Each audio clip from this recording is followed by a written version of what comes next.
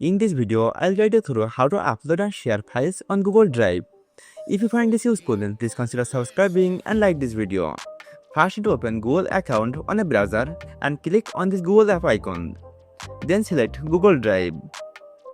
Now you need to click on this plus new button and select new folder, file upload or folder upload. For this video, I am going with file upload.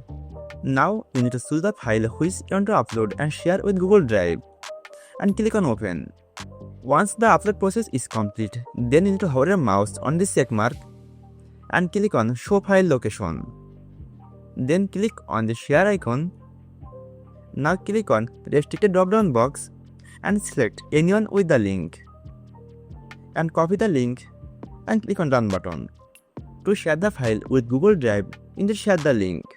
Let's take an incognito window and paste the link. By following this easy tutorial, you can easily upload and share files on Google Drive.